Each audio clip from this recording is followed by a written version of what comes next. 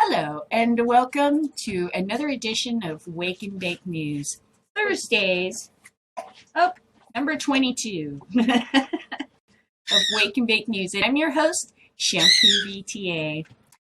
Okay, so I'm down to my last bowl here, which I saved all yesterday for our news. Well, last couple of bowls. 2, I guess, if you want to be fair. There's your marijuana shot. With leafage, yes, leafage. I did supplement this bowl with a little bit of my own trim.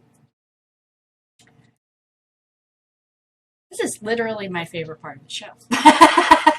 This is it, boy. I love this.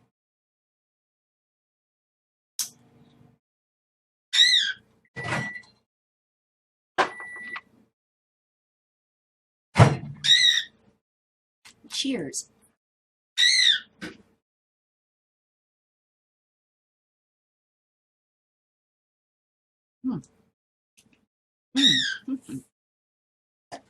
Okay, so this morning I made some more, it's just settling now, marijuana juice. Okay, so pineapple, like some pineapple, 1 green apple, 2 carrots, 2 pieces of celery, Swiss char, regular char, some marijuana leaves from my garden. Skål.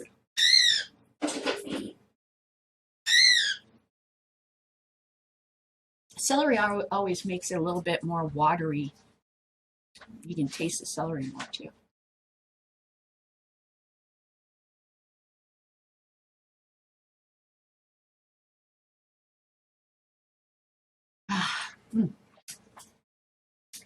Okay. I also have nice egg white and kale breakfast sandwich, microwavable breakfast sandwich. Well, I will set to one side till I'm ready to eat it. Same company that made her biscuit thing. Made these, so it's vegetarian. Yeah, it's like, is it Evil? Evil? Yellow or something? Yeah, actually, I don't.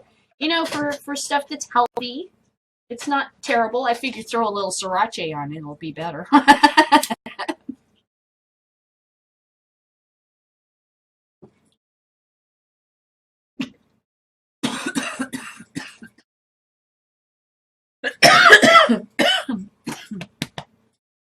Alrighty. So, of course, the first super sad news, I'm going to move this story up. I had made a list of stories I wanted to go through. Now I'm posting, I like to post a lot of things and like confuse myself. Monitor capture.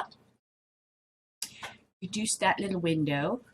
Let's first go to our top story, which is about this sick young man right here. Deadly shooting at South Carolina church sparks manhunt. A white man opened fire during a prayer meeting inside a historic black church in downtown Charleston on Wednesday night, killing 9 people, including the pastor, in an assault authorities described as a hate crime. The shooter was still at large Thursday morning. A federal law enforcement source told CBS News that the suspect has been identified as Dylan Strome, Roof, 21. And this picture certainly makes Dylan look like he has some major mental issues. I hope I am not going to hear about how everything happens in a vacuum and nobody had any idea this young man was struggling mentally. I don't want to hear all that. I'm tired of hearing that. Everyone didn't know. Yeah, you know. You know. On Thursday morning, a Justice Department spokesman told CBS News a hate crime investigation was being opened into the shooting.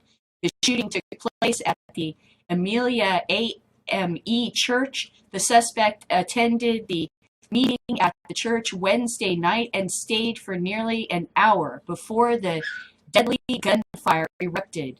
Police Chief Greg instead, because he was probably sitting there listening to the voices in his head tell him what to do. You can't put your mind around it. The Reverend Norval Goff, a preceding elder of the African Methodist Episcopal Church in South Carolina, said on CBS this morning, Thursday, you cannot identify this kind of evil on this level because it is so horrific and unbelievable. I would say it's probably also mental. There's probably something boop, boop, going on there. Evil is illogical. You're committing evil acts. It means you're boop, boop. This is really super sad. And I guess they're looking for this poor. They'll probably find him. He'll probably kill himself if they find him. Or there'll be a shootout or something stupid.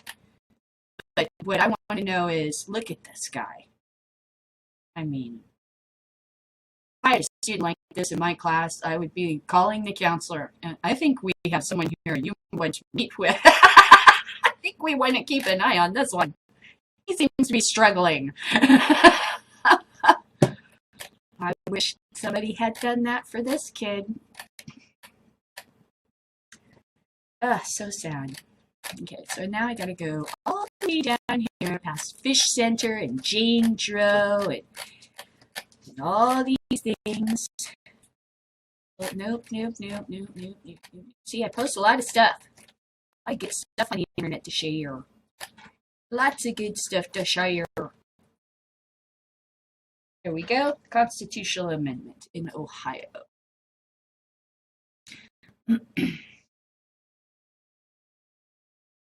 Lawmakers propose a constitutional amendment that could block marijuana legalization efforts. Columbus, Ohio. Two House lawmakers want to put a constitutional amendment before Ohio voters this fall that would preclude monopolies from being written into the state's constitution and could block efforts to legalize marijuana in the state. The effort, endorsed by leadership of the House and Senate, is not directed specifically at a measure supported by Responsible Ohio that would legalize marijuana in the state. President Keith Faber said at a news conference Tuesday, but if both appear on the ballot in the fall, the new resolution could have an impact on the Reasonable Ohio measure, perhaps even blocking the entire measure. Ultimately, that decision would likely need to be resolved in a court. Supporters of the Reasonable Ohio measure are gathering signatures needed to put their issue before voters. It is widely expected that the marijuana legalization effort will appear on the November 3rd ballot. It just seems so stupid. Why? You're just, see, that stalling tactics. A lot of this stuff is not to actually stop legalization. It's to stall so people can position themselves, you know. The landscape's changing. They don't want to get caught with their pants down. They want to stay on top.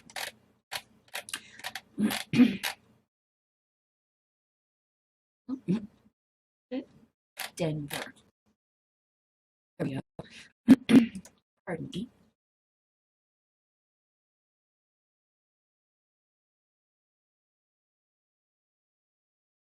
Loading. No loud talking. Okay, new proposals allow more places for pot use in Denver. Activists who legalized pot via Amendment 64 are now pushing for a liberal consumption initiative in Denver that would allow indoor vaping and indoor smoking at amenable bars and spaces. The same activists who in 2012 successfully legalized the cultivation, sale, and use of recreational marijuana in Colorado have started their next big initiative, the push to allow pot consumption in places now off limits.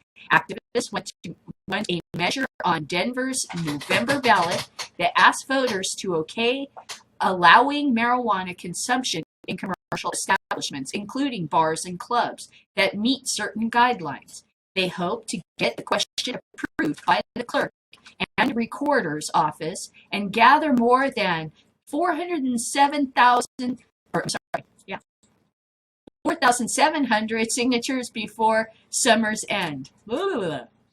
In order to get the proposal on the November 2015 ballot, Assistant City Attorney David Bordwell said the petition would have to be signed, sealed, and delivered by September 3rd. We're confident that the voters will agree that adults should be able to use marijuana socially in private venues when around other adults, backer Mason Tevert said prior to the meeting about the measure late Wednesday afternoon with a Denver assistant city attorney and others.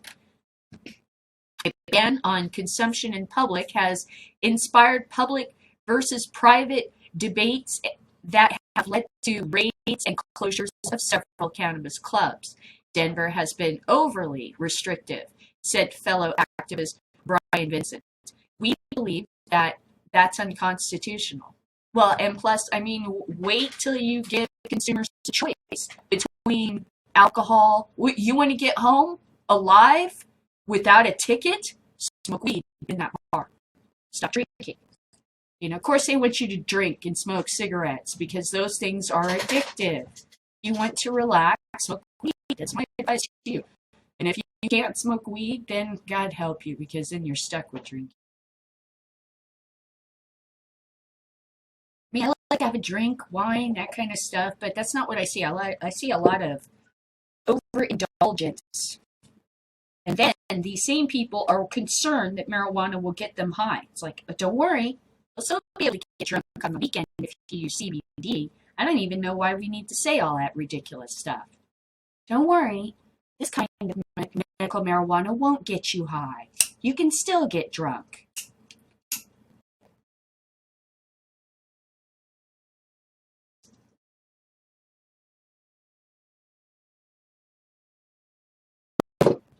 Don't worry, you'll still be an alcoholic.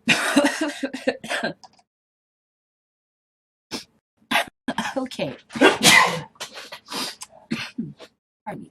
Moving on.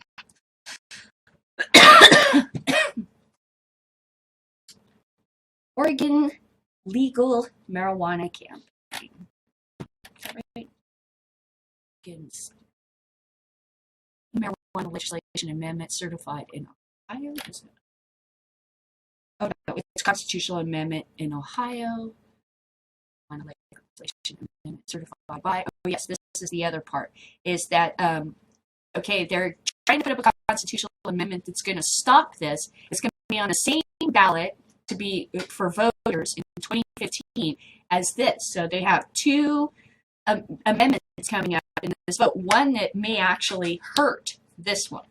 Okay. Very confusing. I can't wait to see what California's going to try, because they're going to try something, boy. New marijuana legislation amendment certified by Ohio Attorney General. Columbus, Ohio. Another pro-marijuana group has cleared the first step in qualifying a constitutional amendment for the statewide ballot. Ohio Attorney General Mike DeWine on Wednesday certified Ohioans to end prohibition's petition summary language for a constitutional amendment legalizing marijuana use for people with qualifying medical conditions and adults over the age of 21. The amendment would allow Ohio farmers to grow industrial hemp. DeWine does not judge the merit of proposed amendments, only whether the summary that will appear on petitions accurately describes the proposed ballot issue. Why did you even need to put in that DeWine is not? Why would you need to say that? Are Ohioans stupid and do not understand how politics works? That's so funny. Why would you need to say that? Anyway, so this is the second initiative that's up. But remember, there's this other maybe constitutional amendment they're trying to put up before voters in Ohio that would nix the legalization of marijuana. So that's something Ohioans should keep, their head on a swivel about. everybody tries to be so tricksy in politics. It actually gets kind of fun to watch. It's entertaining. There we go.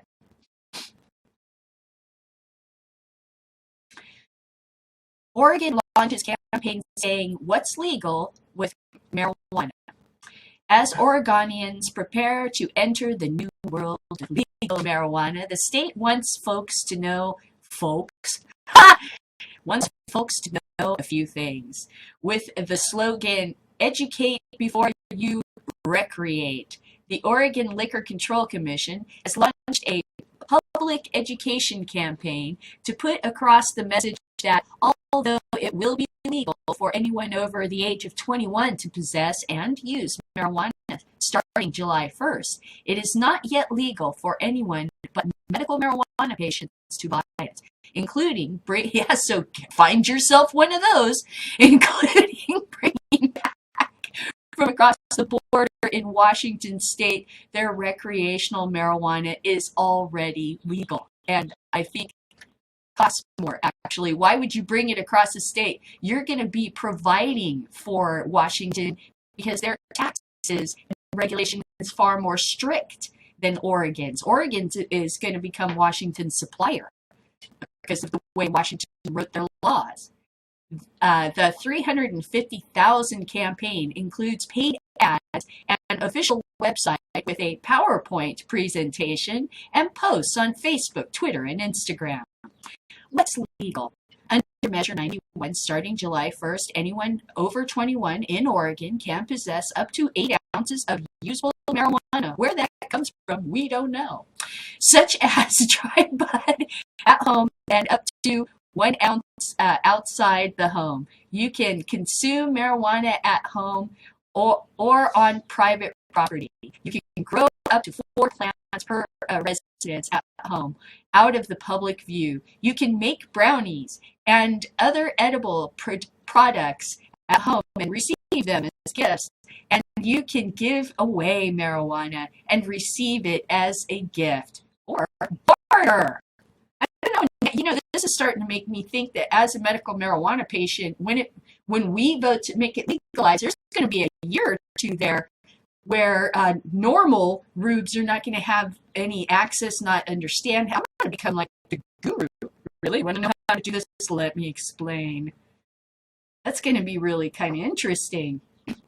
So here they have like a video you can go look at that explains what's legal and what's not legal. It's just kind of funny the way that they try to make these public announcements. It's cute. It's adorable. It's like, oh, it's just infrastructure. It's doing government things now. This is what you can do with the marijuana. Just makes me laugh. Weed porn daily, all around the world. Weed porn daily. Somebody does need to do weed porn daily and openings. So if there's anybody out there that like mixes music or does openings or something cool, Weed Porn Daily needs an opening. He's got a pretty good hook there. All around the world. Let me get in there and help that guy.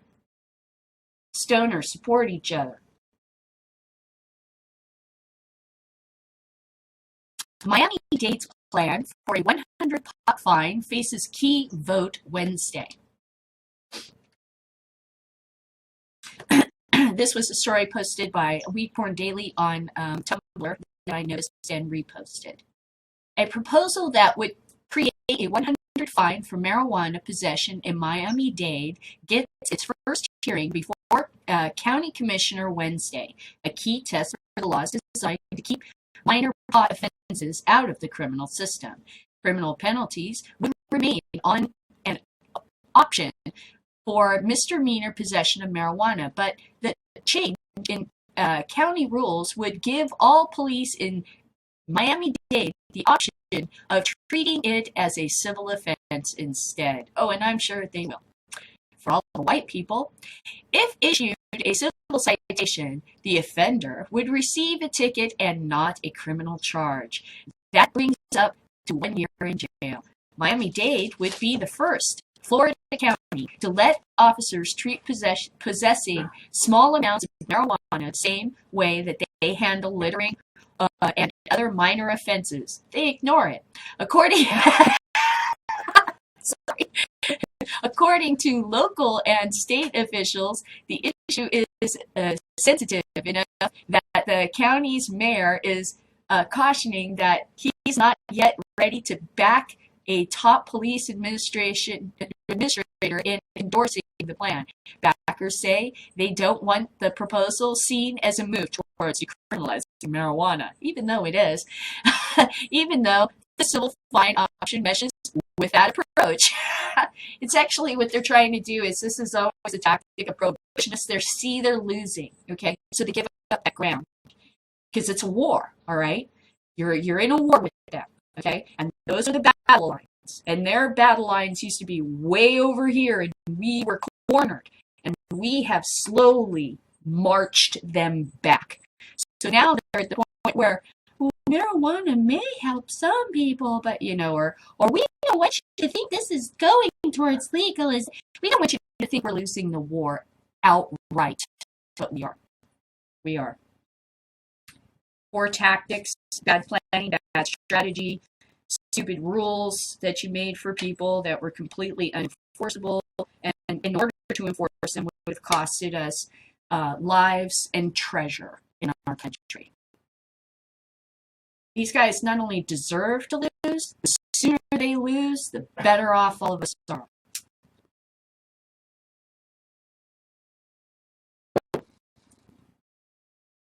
Like I keep telling my son, it's instructive. It shows you what the government's capable of, Just watch and pay attention, compare it to things that have happened in the past in history, and you can see what's going on in reality. They're trying to take the wind out of the sails of marijuana legalization by allowing a mere $100 fine. That's what we did here in California. No. That's going to move legalization forward faster. Let's see. $100 fine. Oh, yes. This one. This is up here. This is very sad. Super weird and sad. Oh. Did I get this one? Oh, yes, I did. Oh, this one. After losing custody of her son, medical marijuana advocate could lose her freedom. In Live Free or Die, a 2010 memoir recounting how cannabis oil saved her life, Shona Bandon emphasizes the importance of self-taught knowledge, acquired by constantly asking questions and looking at all of the angles of the information given. Her son may have learned that lesson too well. Had he been less inquisitive, less prone to question authority, he might still be living with his mother. And she might not be facing criminal charges that could send her to prison for decades. Banda, a 38-year-old massage therapist who appeared in criminal court for the first time on Tuesday, is free on a $50,000 bond while her case is pending. She was able to pay a bail bondsman the $5,000 fee necessary to stay out of jail thanks to donations from supporters across the country who were outraged by her situation. The case has drawn international attention, partly because it features a draconian penalties and a mother's forced separation from her 11-year-old boy, her 11-year-old son, but also because of the way it started, which was, okay, I'll give you a brief summary. He basically, they were doing one of these stupid, we're going to tell you a bunch of stuff that is in the government, it's verboten, which means it's standard, that you're supposed to tell the kids in class, drugs are bad, okay, that's what you're supposed to do. And this kid stood up and said, no, and started to talk about marijuana. And so they found out about his mom, and they took him away from her because they didn't like his politics, basically. This is like, like in the Bible, how they say they're going to try to carve 666 in your forehead, and they'll try to coerce you any way they can. They'll take your kids. They'll threaten to take your stuff. This is the 666. You just go, what else? I don't care. You're an idiot. You're wasting your time. It's very upsetting. Let's see. Brandon's son reported to school officials that his mother and other adults in his residence were avid drug users, in other words, marijuana users, and that there was a lot of marijuana use occurring in his residence. They keep putting drug, not specific. What, aspirin? You see how they get all like tricksy up in the shit? They get all tricksy with words and shit. And they think like we're stupid. Fuck you. Okay. Seriously, you are interrupting this child's existence on this earth when he needs to be in school and learning and dealing with stuff and being with his family. His time on earth with his family before they pass on, you are taking that time. Wow. Satan loves your ass. You are an evil son of a bitch. Wow. Oh. From Brandon's perspective, what her son had observed was her consumption of a medicine that had fixed her Crohn's disease, alleviated her pain, and restored her energy. I had an autoimmune disease, she says, in a 2010 YouTube video, during which she displayed the scars left by multiple surgeries aimed at relieving her crippling gastronomical symptoms. With Crohn's disease, it's like having a stomach flu that won't go away. But after she started swallowing capsules containing homemade cannabis oil, she says her life was transformed. Well, of course, and I don't need to read, everybody understands what marijuana can do for people now. And now there's just crazy people doing crazy things because of stupid laws.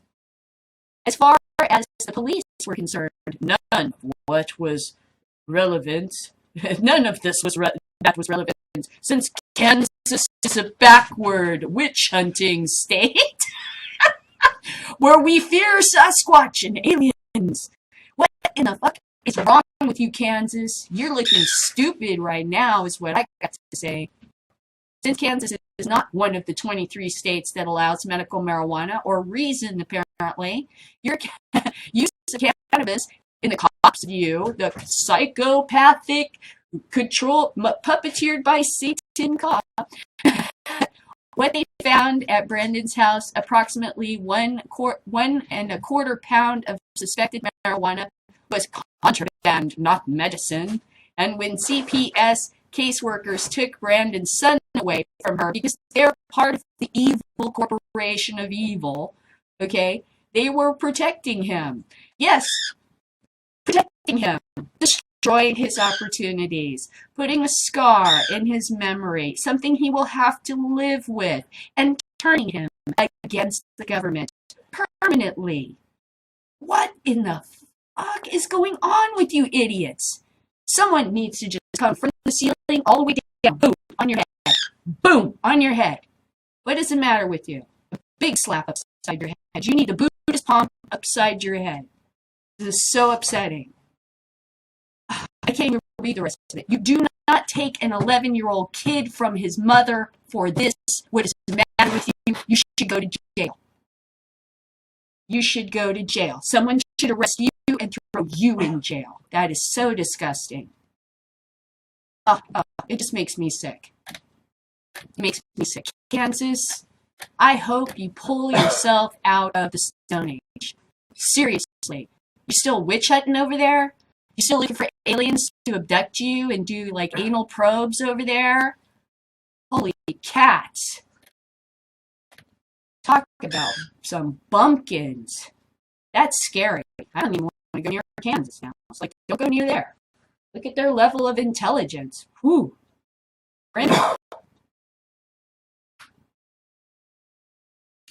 Scary. Scary, scary inbred people.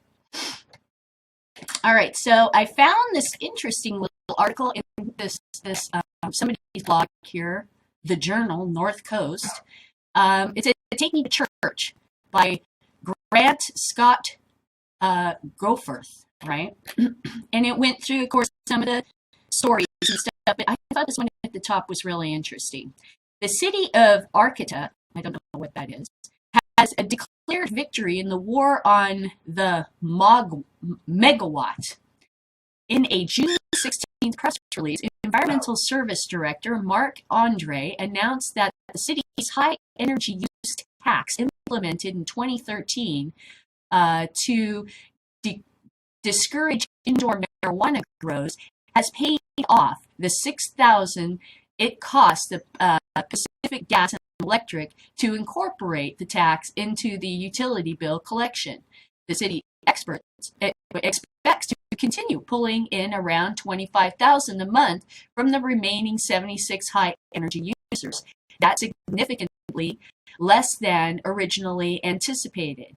But Mayor Michael Winkler said that in a statement that the proposed purpose of the tax is to reduce the amount of energy being used, not the collection of money. It sounds more like you're trying to reduce the amount of marijuana being grown, not the amount of kilowatts being used, and you're trying to force these guys. It's a gatekeeper, and he wants his money. Oh, we're trying to save kilowatts here. No, that is not what's going on. Isn't it interesting how we find out about all these different kinds of extortions now through the marijuana business? The total monthly electricity use from Arcadia's 8,500 meters has dropped by more than 1.3 million kilowatts an hour since the tax went into effect. The equivalent use of more than 1,400 average households. Just really interesting how all these little localities are figuring out how to sponge, and I've seen it myself in other ways, how to sponge money off of businesses. Okay, how have I seen it in other ways?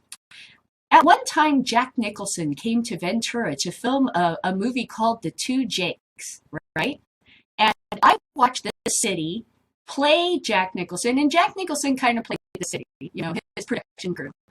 They kind of did more than they contracted with the city hall, and they did more in our council, and things had to be removed, or whatever. Then he said he was actually going to do, which is meh. But the city also tried to squeeze more money out of him in the middle of his production. And I saw him literally blowing his top during a scene on Main Street because of all the stress. And he walked up there. No, he didn't walk out. His girlfriend walked up the street, kind of went shopping. And then we were all standing in the window watching, and then he brushed us all aside. I don't want those people there. I don't blame him. I mean, And then I was like, it was cool to see Jack Nicholson get pissed. I thought that was cool, man.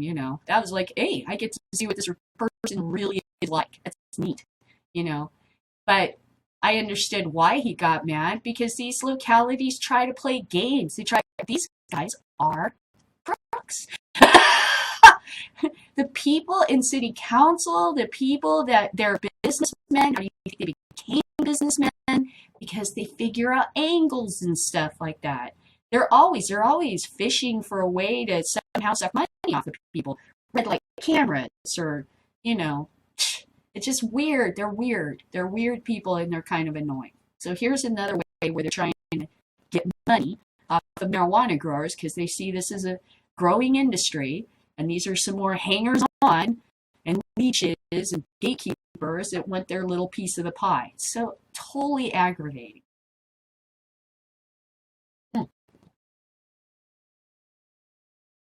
Just tons of corruption lately. Okay, so the Arcadia electricity tax was my last story. I got a little rant in there, and hey, 35 minutes, not bad. Well, there wasn't a terrible lot of news. They're still going into the raid in Santa Ana. You can even see the picture right here. This guy even talks about it in the Take Me to Church blog, right? And I also saw that they were talking about it on Young Turks was very smart. They didn't make any judgments on what was going on. They said that the destruction of the cameras alone should be enough to go, okay, what? How is that procedure of police to just go smashing? Like, when you want those cameras back, shouldn't they all be wearing cameras? Isn't that what we're all talking about? I think they're right. That alone can nail this whole thing to the wall. But they're smart because they're not going more into it. They're trying to get the corruption, but they're not delving into it because they know, like I do, this bud's going to bloom and be ready for harvest around 2016. That whole Santa Ana corruption story, I think we could really use marijuana legalization to go after some of these cities, and find their corrupt leaders. We could suck them in to these kinds of raids and play these little games, figure out how they work their deal, and then trap them in it, and then expose them. That would be awesome. I think I could be a benefit to marijuana legalization nobody ever thought about. Because, see, they've got this old way of doing things. They're so comfortable. It's like they're ripe for the picking. Those cops were ripe for the picking. They were way too comfortable. As a matter of fact, what I heard what happened in the raid was they went in the back room and they found the lady in the wheelchair watching, something on the video monitor. And they asked her, "What are you doing back here?" Because they had ushered everybody else out. And they found her like in a back hidden area, right? With some, like, I think her lawyer, but I'm not sure. And they said, "What are you doing here?" And that's where they were pissed, see? And she said, "We're watching you." And they got, "What? Huh?" And she tried to explain. "Our lawyer called us and told us that you were coming. So we set up hidden cameras. And we had, and she tried to talk to them, and they just were, their brains were so, I don't know what's going on, because they had eaten this medical marijuana stuff and done all this on camera, I guess, before they found her. And then they did some more stuff, and then they talked about kicking her in the nub, and ha ha ha. You know why they're laughing? Because they're thinking, did she have it? No, we're okay. No, I'm sure there wasn't really, because we destroyed all the cameras. I didn't see any cameras. Oh, I bet that was a harsh reality for them to wake up to when they saw this show up on the news. I even saw one of the police officers in Santa Ana brushing off a reporter that was there at nighttime at the location. And he's like, "You guys really know how to follow a news story, huh? You know when you found something." Because they're stuck in the same department with these crooks. They could be crooks themselves, who knows, or nice cops, who knows? I mean, does it matter? Once you've got this smelly, rotten apple on your tree, do you want to even go near the tree for all the rest of the apples? No.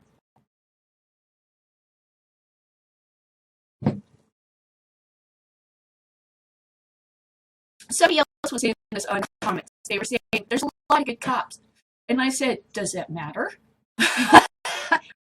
Is there cameras following the good cops, watching what the good cops do?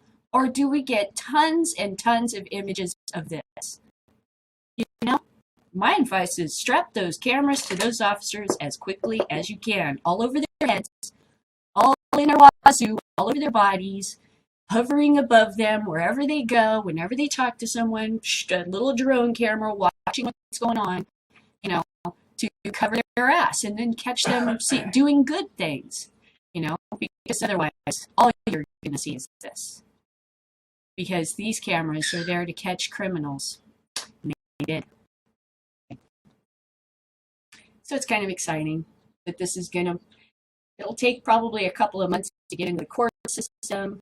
Then, I'll be scanning for stories about it, and they'll have a hearing or whatever, and I'll be posting those stories.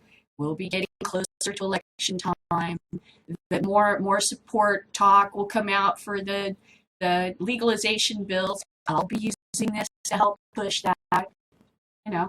It's a beautiful thing.